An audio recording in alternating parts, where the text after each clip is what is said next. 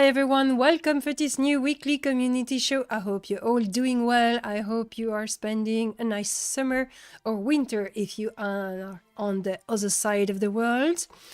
And that you're ready to listen to some cool patch notes, because today it's indeed the new patch, July's patch. So granted, July is a smaller patch, we had less time to work on it. It's also the month of July, the month where the team is a little bit busy with family and other festivities. I've been myself missing for a whole week last week, therefore, we had a little bit less work done this month, and so the patch is a little smaller, but we have already accomplished quite a lot of preparation for next month, and so hopefully we will see some of the new features that will happen.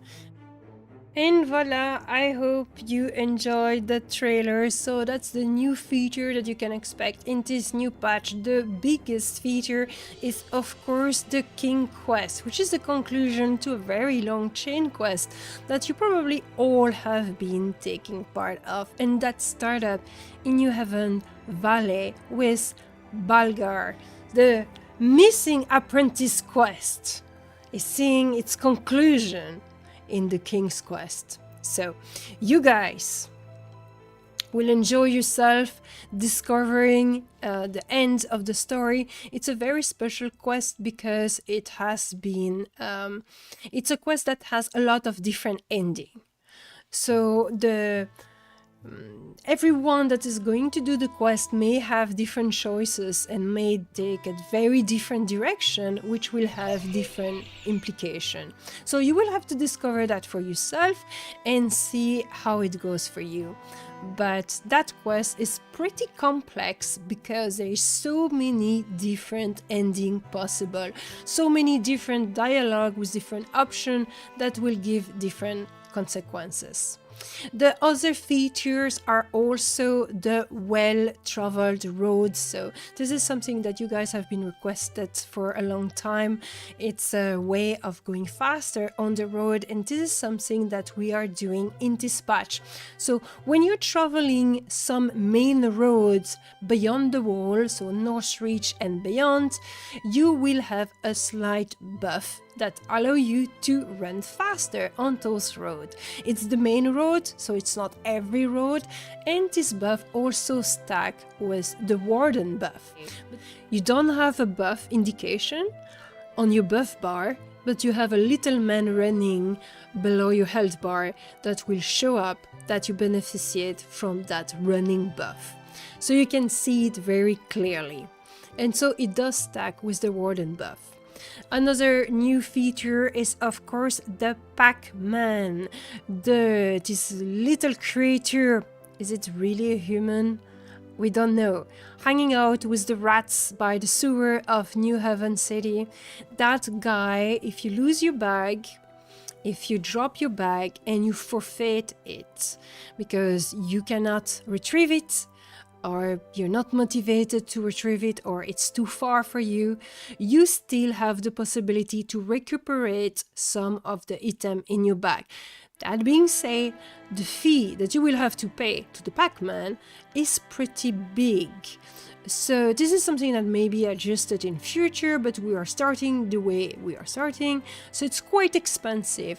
So it is really a way for you in an emergency, if you really don't want to put the effort into retrieving your bag, to still retrieve some item that is in your bag. You probably don't want to get all the crap because that will not be worthwhile, but if you have an item very rare or something, or you really wanted it, or you have a super giant big pile of some ingredient of some sort, or reagent or potion that is precious to you and that you don't want to farm again, you can retrieve it at the Pac-Man. So you have seen in this trailer how you do. It's very simple. You go to the guy and you check up your inventory in his inventory. You only have 2 hours to recuperate it, so still hurry up after you are giving up on your bag. So Slybankai, will it take the money from banks since you won't have the coin from the bank you need to recover? Yes, it does. Yeah, you are losing your money. So if you have, you can imagine the Pac-Man, if you retrieve your bag somewhere, is going to keep the coin for himself, isn't he? You cannot even blame him for it. But the goal with this is really to allow you to have an alternative route to retrieve the items in your bag without really making the whole system too easy. So the goal is still that you're retrieving your bag. If you really don't want to retrieve your bag, you have an alternative. Either you're losing everything in your bag, or you can retrieve it for a price at the Pac-Man. So you still need to be cautious, and you still need to think carefully about what you want to recuperate and what you want to give up. Last but not least, another big feature is, of course, a number of quests that I've not been illustrating into this little trailer, but you have plenty of new quests, or plenty, maybe exaggerating, but you have several other quests. And there's a little bit of polish in Highlands. For example, there's NPC now that are replacing the merchant tables. You will find NPCs in the circle camp as well, in the nursery of Mandrake. Alright, let's read now the patch note that I have given a little summary of the feature that you can expect this month. And you have noticed the Assassin's shoulder that you guys have been asking for. So you see your feedback. We're listening to you guys. We have been listening to your feedback. You have been asking, oh, I really wish the assassin spoiler would be more like the icon on the spoiler. And our artists have been working to create exactly what you wanted. And so you have it. What do we have for this month? What's new? This month brings a number of bug fixes, an engine update, a few big quality of life improvements. This includes a speed buff on a well-traveled road and a way to recover items from a forfeit bag, and also the King's Quest. Bug fixes improvement. Tech. Updated unity and dependency to the latest minor revision. This should yield minor performance improvements and bug crash fixes. Fixed aura now consider the source adventuring level when determining which should be applied when multiple are active in a group. You will always get your own aura, while others will get the highest level aura available. So, my little trick for you, if you are warlord and if you have a higher level warlord in your group, don't play with the aura. Added additional target point for Drolsk so they can more easily be attacked from the side and rear. And sorry, I mean for the aura, I'm not speaking about the warlord, I'm speaking about the warden and the sentinels and the other classes that has auras. Added additional target point for Drolsk so they can more easily be attacked from the side and rear, which is really nice because those creatures are super big and very often the tank was in the middle of their mouth, so really inside the creature, which can be quite difficult to really see the battle. So here you will be able to be a little further, and if you are on the side or in the back, you will not need to be inside the animals either, which was quite annoying. Added an AFK timer to character selection and creation of 15 minutes, after which you will be automatically logged out. Environment art, fixed stuck spot in Northreach, Central Vein, Ember Vein, Dryfoot Stronghold, Forgotten Depth, Highland Hills, and Grimstone Canyon. A little reminder, if you find yourself stuck, what you're doing, or you fall in a hole, or whatever it is, before anything, do a /report and mention where you are and what happened to you, because it gives, with the report function, it gives extra data like your exact location to the developers so they can correct very fast this annoyance. Fixed a minor animation issue with Drolks. There's still one lingering anim issue. It was the end of one of their attack, but we're working on it. Fixed lighting issue with fear trees in Highland Hills. Added new visual for assassin shoulders. Don't you like it? I think you love them. And move some trees in the Meadowland Ember Oasis to increase visibility of the egress point. Interface. Fixed. Do not trigger need greet passkey presses while typing in chat. Fixed. A loading screen now shows when returning to selection or login. Fixed. Abilities and consumables. Fixed abilities and consumables now use a proper server, corrected time to display timing information, cooldown, etc. This should correct for any discrepancies between the server and your local system time. Fixed a bug that allowed non-subscribers to split items into a non-subscriber bank slot, which was quite annoying because they were having their stack of item, they just split it, inaccessible for them unless they were becoming a subscriber. So we don't want to have this kind of issue, obviously. Fixed a bug that was deselecting targets when hitting your keybind for next or previous target when only one valid target was available. Added a toggle to game option called deselect single target on next previous target, which will revert the above fix. Removed date, time and season information from the globe tooltip on chat windows. This tooltip now only includes ping, social connection, status, zone and zone instance. Added sun moon icons to chat windows to indicate if it's day or night. The tooltip for this icon now includes the time, date, season, and an approximate game time for the next 2 sunrise-sunset events.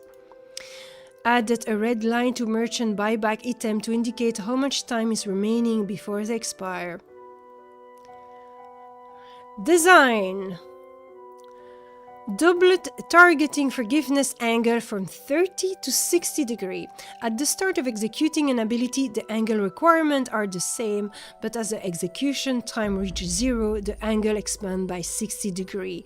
Note that we are working on further improvement to the entirety of the execution system, but are not ready to share detail yet. So this was a reaction due to a discussion that were hosted on the suggestion forum related to the targeting of healers. So it is a certain way of improving the situation, not exclusively for healer, but healer will benefit heavily from that, meaning that when you are starting your heal, you need to respect the correct angle of your ability, that you can mouse over with Alt to see exactly what is the range of your ability. You can see that. But if you are moving, if your target is moving, then there's a little bit of forgiveness, and we have increased the angle to allow because during your cooldown your target can move or you can move, and that should give a little bit more flexibility. King Potion now include Days Resist. That's really great. It's an improvement to King Potion.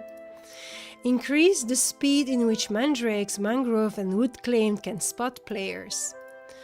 Mentor Shield, Scale of the Mentor, give new visual. Player and NPC stun root sphere now break on mental damage, such as from the ability Despair. Clean up of bound resource and chest spawn for Northreach Embervein. Vendor now sell multiple level of water for crafting tea with. This water, similar to bottle for potion, will require the higher level material level water for crafting high level tea.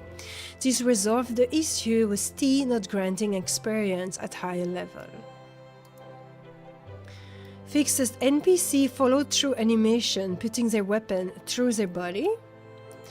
Fixed NPC Fury ability not buffing all damage types. Fixed issue with Ascent Rolls hitting weaker than expected. Reduce damage on Scorpion Pure's ability Venom Shot. Blight and Forsaken spotted in Northern Highland Hills. Ooh, new creature in Highland Hills. Nice. Warden's Venom Strike execution time reduced to 1 second. Duelist Hemo Strike can now proc off overtime effect as well as direct hits. Added a new Sentinel ability Over Provision at level 20. This ability is obtainable from the Sentinel Merchant in New Haven City. This is a group buff that lasts for 30 seconds. If a player is hit while the buff is applied, it will be consumed, giving that player a brief heal over time. So it's a preventive hot heal. Quest lore. Added several NPCs to Highland Hills to replace old merchant table. Added more lore documents for player to find. Added the quest Irreconcilable Differences and the Cold Iron Legacy. Fixed the numerous dialogue error and typos. Fixed one of Archie Swish quest start option not starting the quest. And fixed the Grim Browser missing portraits. New stuff. Well-Traveled Road. This month we are introducing Well-Traveled Roads, which provide a plus 15 movement buff while traveling on them. This buff stacks with Lay of the Land and can be found in most zones north of the wall. Think of them as quasi-highway connecting monolith and zone lines together. In here on this picture you can see the little man that indicates in your below your health that you are benefiting from this bonus. A couple of quick notes. This buff is indicated by a new icon on your nameplate similar to the campfire effect. This means that the plus 15 movement will not be reflected on your player stat sheet. Very important, and not on the buff bar either, like I was explaining earlier. The buff is only active when your weapons are put away. This effect is entirely absent from New Haven Valley. There are a few reasons for this, one of which is that just another bit of information that could lead to early confusion for new players. Another is that it will likely immediately lead to a negative feeling if players start on the road with this buff and almost immediately lose it when you head off to adventure. We simply have not had the time to properly introduce this mechanic to player via quest, unlock, etc., so we simply exclude the valley for now. Grimstone Canyon does not have any well-traveled road because of the overly linear nature of the layout. If you feel a road should be well-traveled yet, it is not, feel free to report it. However, do not expect us to necessarily add it. They are meant to act as main thoroughfares that are somewhat limited.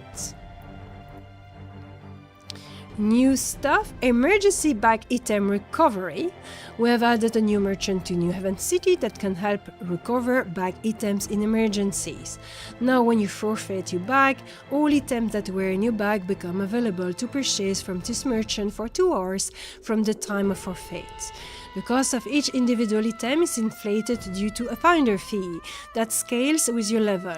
Recovering all of your bag contents in this fashion can become quite expensive and is only recommended as a last resort. Items in your bag will show their recovery cost on their tooltip while your bag is missing. A few key notes about this feature. Items do not show on this merchant until your bag is forfeit. Items are available for 2 hours from the time of forfeit. A stack of items is considered a single item and the entire stack must be purchased at one time. The finder's fee scales up with your adventuring level. Item for higher level player will cost a great deal more. This service is for emergency only. We hope that this never has to be utilized, but feel that its presence can at least provide some peace of mind. If you have to use this service, it is not intended that you purchase your entire bag back. It is purposely overpriced. Recovering your bag is still the preferred method of recovering your item. The service is for emergency only. this service is for emergency only. So in case you didn't know, this service is for emergency only, just in case you missed that part. Now, the reason we are underlying this is because one of the feedback we have received immediately is that, oh my god, it's overpriced. And that's true, it's overpriced, but it's because we don't want players to not care about losing their bag and say, oh, that's okay, I'm going to the Pac-Man, it's fine, it's just a little bit of money. So the price have been calculated on the money that a player on average will earn at certain level and what we can expect. So consider this as a way of retrieving some items from your bag if you really cared about those items. You're still losing your money that was in the bag, and there's very few cases where it will really be worthwhile the money that you will be spending to recuperate those items. So let's imagine you have found a really rare item, like it's weak, you have been hunting for it, you lose your bag and you cannot retrieve it, or you don't want to retrieve it. Well, you can still purchase back that item. You will have to give up everything else probably because of the cost, but at least you have the chance of not losing that item. So it's a kind of second chance type of feature. NPC combat positioning adjustment. We have made some adjustment to NPC positioning during combat. They will now attempt to back up if their target is within their personal space. We have also made a number of adjustments to their acceleration and deceleration parameters to increase the accuracy of their stopping point.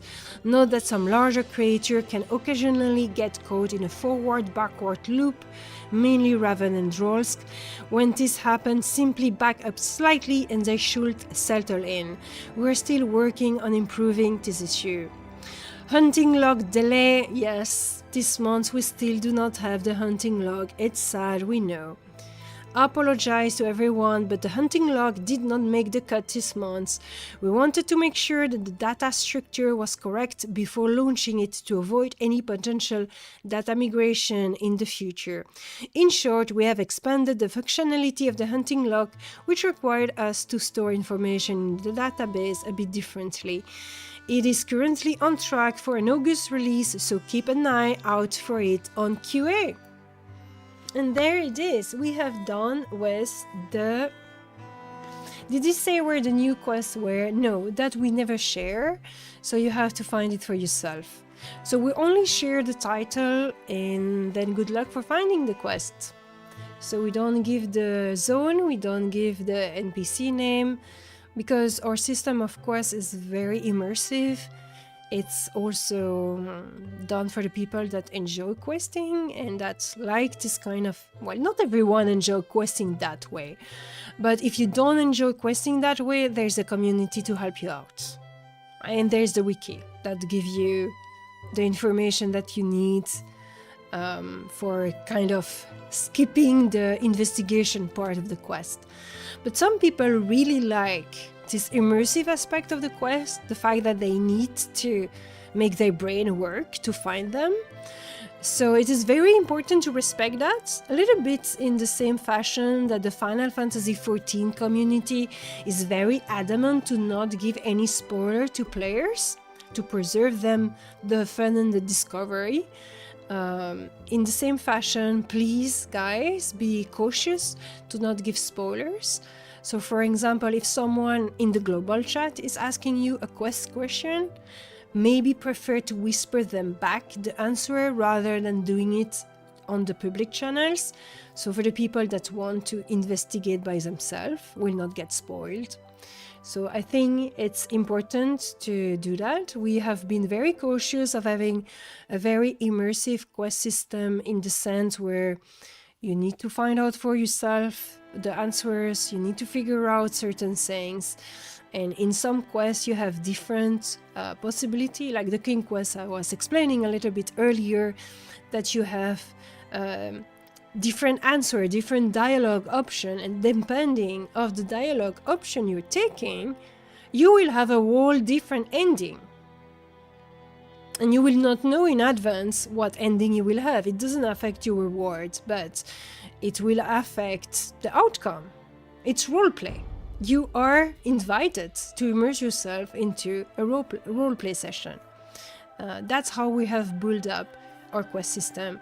We're very fond of Dungeon and Dragon and all tabletop games, and so we want to offer the possibility for players that enjoy that to be surprised.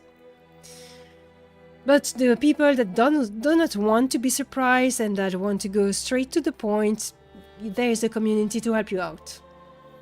Unless you are a pioneer. You're the first one to do the quest. Then you will have to figure it out for yourself as well. So Slybankai, that new Sentinel ability is overpowered. Is it really overpowered? Don't claim that too strongly or it's going to be nerfed next patch. But it's called over-provision, so it's almost literally OP. You're right. So Blue Diamond Avatar is saying roads. I think the roads is something that people will really enjoy because they're not anti-immersive. You still need to use the monoliths, so they're not making those fast travel methods obsolete. It's stuck with the warden, so you still wish to have a warden in your group to beneficiate from it. But yet you're going to be a little bit faster. It's true that we run a lot in Embers Adrift, and so it will be nice for people, especially beyond the wall, to travel a little faster on the road. And it also, yeah, it makes really the ability of going from one point to the next faster. If you want to explore and roam around, you will not have this buff, and so it will take more time, but you're also exploring, so it doesn't matter. Blue Diamond Avatar is saying it will be good for keeping group together as we move from place to place or staying on the road most of the time. Oh yeah, so they cannot pick up flowers, you're right, they are forced to stay on the road. Yeah, it's a good idea too. Yeah, anything to help out people to adventure faster and better without really giving you too easy time either, because otherwise when you have too much facilities, too much easiness, you're skipping content, you're skipping challenges, you're skipping difficulty, and then there's a lot of things that you're losing. It is not something that you are realizing immediately, because at first the only thing you will enjoy, oh my god, it's nice, I can teleport myself to the place. That's very convenient. But then the game sort of started to lose its purpose. I remember this very well in the World of Warcraft, when they introduced the dungeon finder. And you never had to travel to the dungeon anymore. And it was something that was pleasant to do. It was part of the adventure. You had to go to the dungeon with at least 3 persons, so you could use the summoning stone. Or 2 persons, I don't remember now. But it was part of the adventure. You had to have 2 persons dedicated in your group to do the trip together, or 3 persons in your group that needed to do the trip together. And to summon the slackers. Once they removed that, they removed wall PvP at the summoning stone. Okay, sometimes it was very annoying, but it was also some life. It removed exploration, it removed the need of traveling or visiting zones, and it made it too much of a lobby game. They have came back from that nowadays. But there had been a time where suddenly you are wondering, but why am I playing the game? For what reason? And it's only when you lose it that you realize that it was precious. To be able to enjoy certain things, you need to face a certain degree of struggle. So just Strive Haze have done a very nice video argumenting about this, saying that to really enjoy a MMORPG, you need to face a certain degree of struggle. It needs to be well balanced, so it's not too hard or too boring, but it has to be a struggle, because it's while overcoming that struggle that you create memories, that it creates purpose and meaning into the game. It's the classic hero's journey, exactly. And a hero journey needs to be difficult. It needs to face a challenge. Otherwise, it's not a journey. And it's certainly not a heroic one. So that's it for today. That's all news I have to share. We are completing this episode with the interview of Cyonite and Slybankai that I have not been editing the day I had to edit it. So it's a bonus for you in this episode. Awesome, isn't it? And welcome to our two special guests, Cyonite, hello, and Slybankai. Hello. Yo. So I'm very happy to have you here. We are, of course, going to start with some introduction. So, Cyonite, let's get started with you. Explain a little bit who you are and what you're doing as a content creator. Well, the thing is, I haven't been creating content for a very long time because I've been extremely burnt out from real life things happening all the time. But once it finally calms down, Elloa has been kind of bullying me into starting to stream Embers, so I'm really considering doing that. But I originally do Nintendo content with a lot of focus on Pokemon. But it could be interesting to try and mix in Embers Adrift in the content creation as well. That's really cool. And you have been participating to the streamer marathon during the open weekend in June. Yes, that was a lot of fun. It just showed me like an introduction to what it is to stream Embers, while there's like a really cool like tight group that just is everywhere all the time, and you kind of get to know people and they get to know you too. Like I can't even walk in Embers anywhere near the New Haven City because people start chasing me down because they want to give me night regents. Well, that's pretty cool. It's a good problem to have. Yeah. What about you, Slybankai? Please introduce yourself and tell us a bit about you. So yeah, I'm Slybankai, and I've been streaming on Twitch for a while, but I've been really going hard once I've gotten Embers Adrift, and it really is the type of game that I've been looking for years, as far as that nostalgic MMORPG.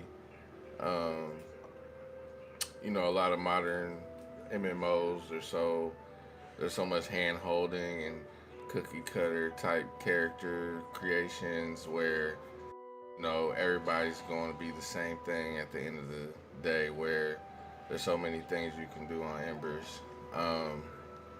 But yeah, man, it's just been a dope experience. The community is great. I've enjoyed it.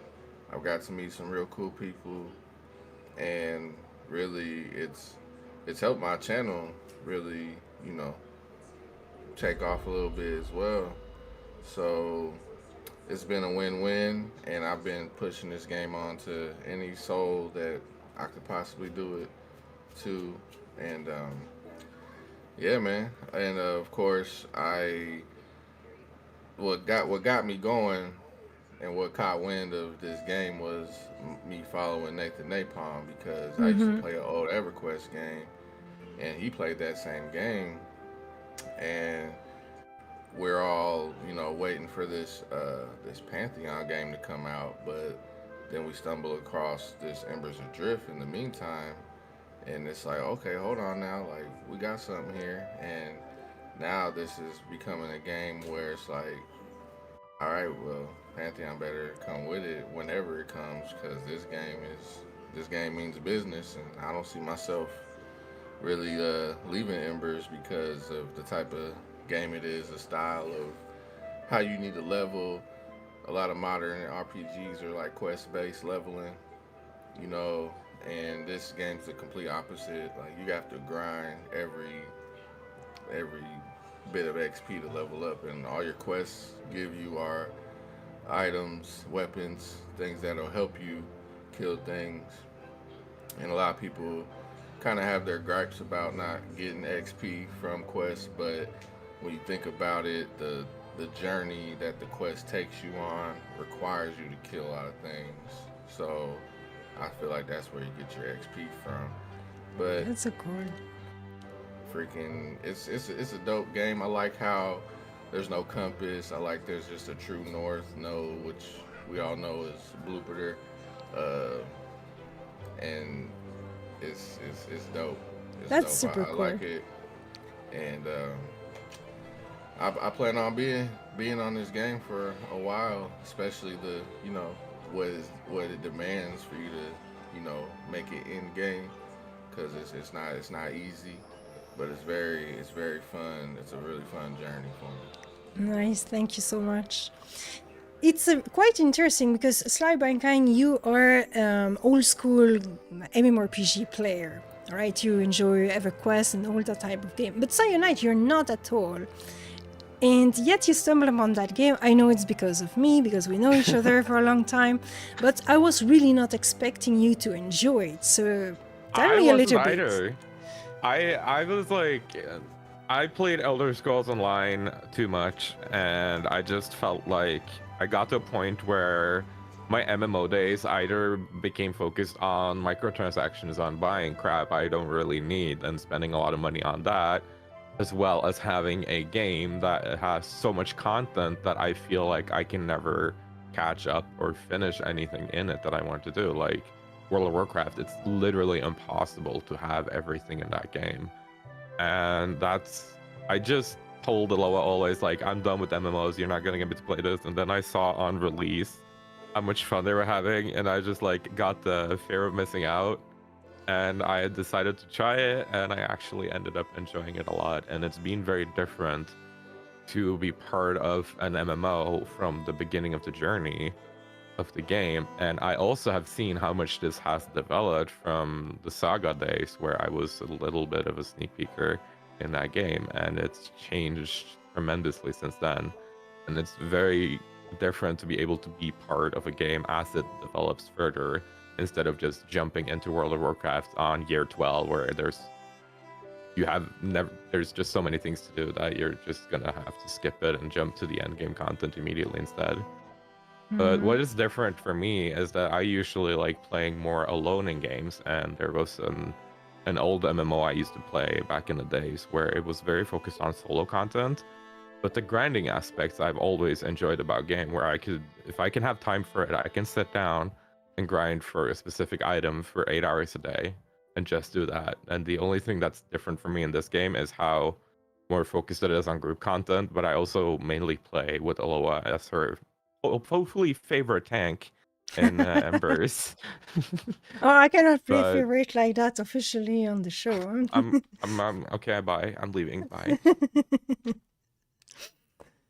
All right, so guys, tell me, what is your favorite aspect of the game? Let's start with you, Slybankai. I think my favorite aspect of the game is the not having microtransactions, not having some kind of like premium currency that involves like real money. All the money in game keeps its value that way.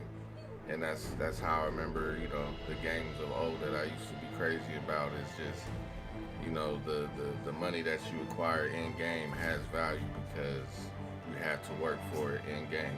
There's no shortcuts in that regard. And just the wide area maps that are on the game. These zones are crazy huge, and there's so much to do in each one. So it's I'd say the no cash out, the no microtransactions, and as you can see, This one won't let me do anything. Hello, baby. That keeps the in-game currency value up, and so everything's attainable for everybody. You know, as long as you're playing the game, you're gonna accumulate that currency, and you're gonna be able to buy some cool stuff off of someone in the, you know, that's selling anything. So I like how that is. Oh, that's cool. What about you, Cyonite?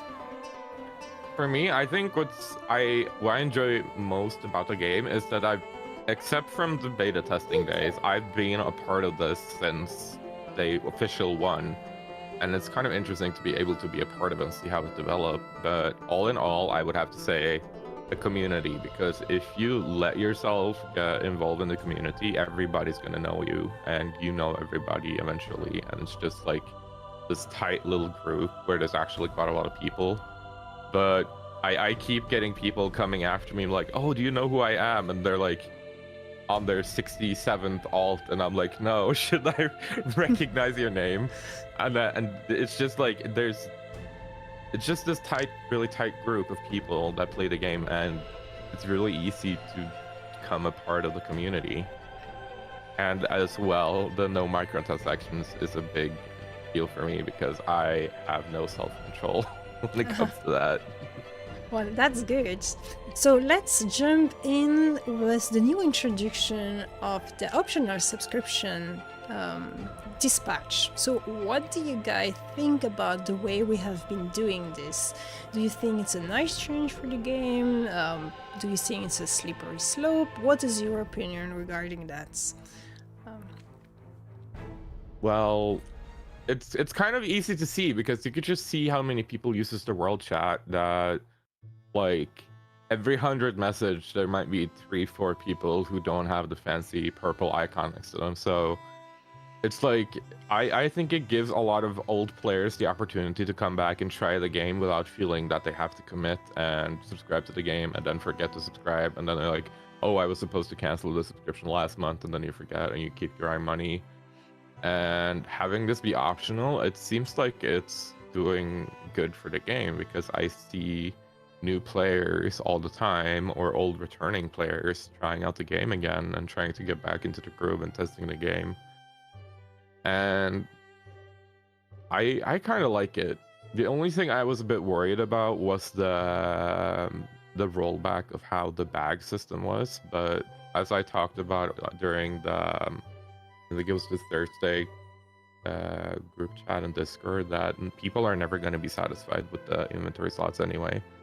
Which for me, I quite enjoy it, and I'm the premium player all the time. Like you could see, for example, Elder Scrolls Online is like everybody has ESO Plus, which is gonna the same thing here. The only thing is that you don't get like cash shop currency for it. It's just actual game content instead of premium coins to buy random crap that's worthless.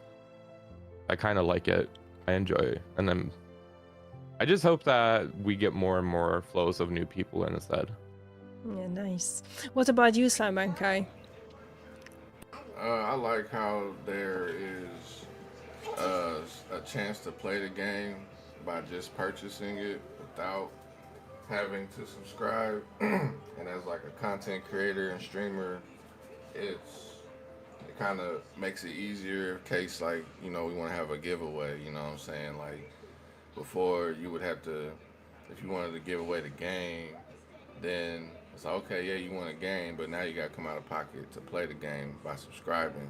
So in that regard, it's actually better to have those types of giveaways, to where once they get the game, they can actually play the game and experience the game, to see if they want to subscribe and, take it upon themselves to really, this is worth that. I'll go ahead and, you know what I'm saying, at least we give them that chance to see. And so I really like that about how they changed the sub requirements. And from before, I also like about the game how it is in its beginning stages and how hands-on the devs are with the community about, progressing forward. But yeah, this is a nice little.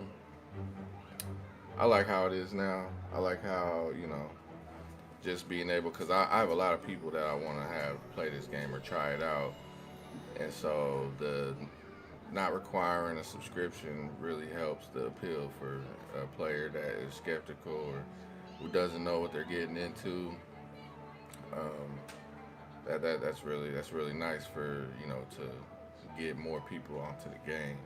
I feel like Kind of that's gonna removes help. the barrier to have like a box price, like people be, yeah, I can buy this game. If I don't like it, I don't like it, instead of having another $10 they have to subscribe. Like everybody has like Netflix and forget that they were gonna cancel it 5 months ago and they're still paying for it. I Oh think yeah, for people, especially like new people, it's really easy for people to come into the game and try it out, because you don't need to have 5 character slots when you first 5 minutes in a game. You don't need to Yes. have a million bank slots. You don't need all that storage. But also be something like, okay, I actually enjoyed this game. I'm gonna consider subscribing to it because I'm gonna keep playing more instead. And and I could see how many people who are already subscribed and the basis on how many players there are, at least in the active chatting community. then especially for a new player to not know what it's like to have those slots in the first place. It's not like they know what they're missing when they're first starting, so they could get them, to be more resourceful about what they pick up or what they keep until they hit that wall where it's like, man, there's a lot of stuff, like especially when it comes to crafting, and if they feel like, oh yeah, I'm gonna need that inventory space, I'm gonna need that bank space, I'm gonna need all that stuff to so it's gonna be those little things that'll push people to want to subscribe once they actually have their hands on the game. Yeah, and I think it was kind of important to do the change for the people that do not have the time to play the game as their main game, or they're too busy with their family or whatever, but also for the taxes that some country have, and it really varies on different countries. So some countries have it bad, some countries have it better. Cyonite, you're from Norway and your taxes are horrible. Yeah, I know. I think I can actually check right now what it is. I think it's like almost 15, even $15 extra a month. Not extra, but total, like just Norway. I think Norway's like even on the top of the like worst taxes for countries ever. Yeah, I think so. I But can't see right now because I still have the gift I won from you a while ago. On the marathon, I redeemed the 1 month, so I have a few of them free that I won from other streamers. nice. But I think they go for like, I think it's $15, even though the monthly sub is supposed to be 10 because of the taxes. It's just more.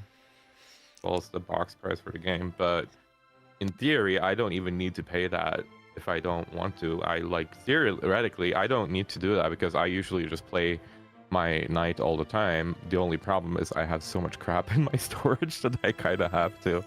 But I also don't mind supporting the game because I know how much it means to the developers.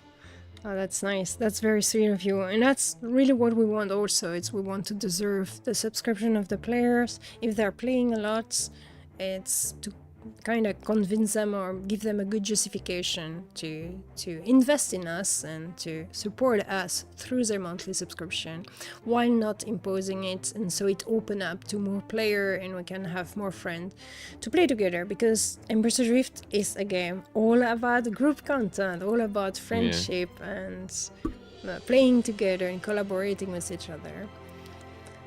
I'm really happy that we finally have an alternative to Dryfoot as well, because I've been here for months and I hate it so much. Oh yes. I just think like at the entrance to Dryfoot, there should be like an NPC handing out flamethrowers to everybody walking in there because there's so many ants. I just burn them all. What do you think, Really, yeah, sorry. really happy about the new zone and also the huge variety of new things there are to explore there as well. That's so cool. Not sure if Sly has been there yet. in the, I don't even remember the name. Red Shore? It's Oh. Highland Hills, the new Highlands. zone. Oh yeah, Highland Hills is dope. Me and S'more Lord, aka Gulo Gaming, we went in there as soon as the patch let us in, and we found one of those wanderers that dropped these boots. I was pretty excited. That would have been what I would presume like the first drop of the zone. But it was like it was crazy because like once you reach the monolith, you go a little bit more north of the road, then the mobs turn red and they're like, you know what I'm saying? It's a crazy concept to have like a two-part zone for different level ranges, but the stuff they added was just is so good. Like the drops, the items that drop in that zone are really nice for the level 20 stuff. Um, like the elks, the wanderers, the we call it the group camp, all the trees, and it's a real solo friendly zone too. There's a lot of 1-2 chefs for people that aren't finding groups, in their pastime they can go there and kill a lot of the stuff in that zone, and the fact that sorry about that. The fact that once you pass that threshold for the lower level side of it, there's going to be something waiting for you on the top half where it's for higher levels and stuff like that. So that zone has a lot of potential, has a lot going on, and I can't wait for Ember Vein to drop for it.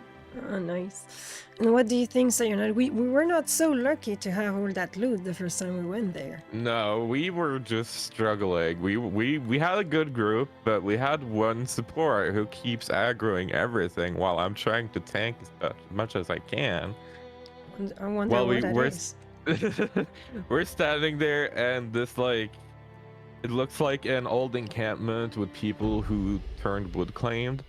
And we just try and aggro them slowly one by one, and we touch one of them and they're like, oh, they're out for blood, and then just 40 of them coming after us. I'm like, I'm not tanking that, and we're just running. Yeah, It was a lot of fun though. It's really refreshing to have a new zone, because in theory you have the first one, what was that, New Haven Valley. Yeah, New Haven Valley. It's like you don't spend that much time there, and then you have Northreach, which you spend a little bit more time, but not really much, and then you kind of develop into Meadows, which I spent too much time on the bunnies, and now I've been in Dryfoot for months because I'm kind of not really committed enough to be able to join a 4-hour grinding group, and I've just been spending time dodging ants and basilisks and just trying to mine rocks, and I'm just really tired of being in the same zone. So I'm really happy that we're getting more and more alternatives with more different mobs as well. So it was really refreshing to see a whole new biome and new kind of enemies, and it was a lot of fun. And there also seems to be easier to do smaller group content and solo content there as well, because we passed a lot of 1 and 2 chevrons on the way to the camp we were passing. So if you had one wish for the game future, and you can say only one wish, what will that be? So first Slybankai. Yeah.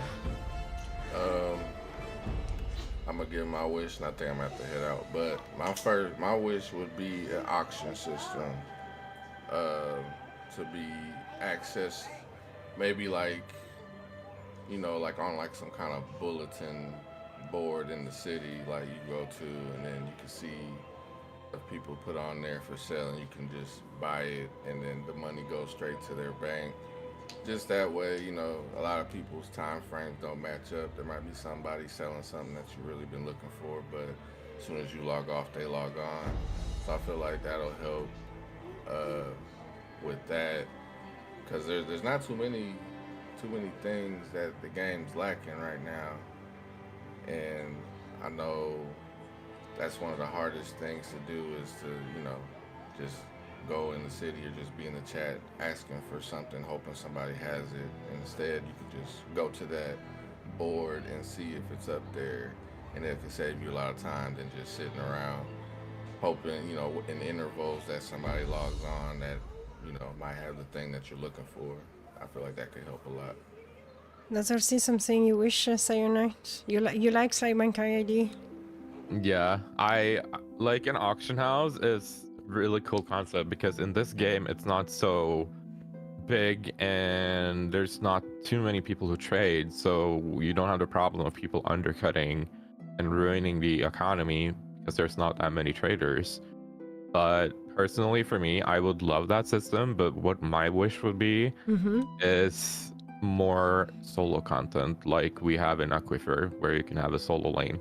I would love more of that, and like maybe one in each dungeon, or specific instances where you can only be alone to try and challenge yourself and see how you fare alone in the game, because the game does well with group content, but I still want to be able to just sit by myself sometime and play without having to focus on, I'm a tank, so it's a big job for me as well to maneuver around and trying to keep aggro of all the enemies and all that stuff. So I would love more solo content, but I was also tempted to say as my one wish to be the stick horse mount just for the meme.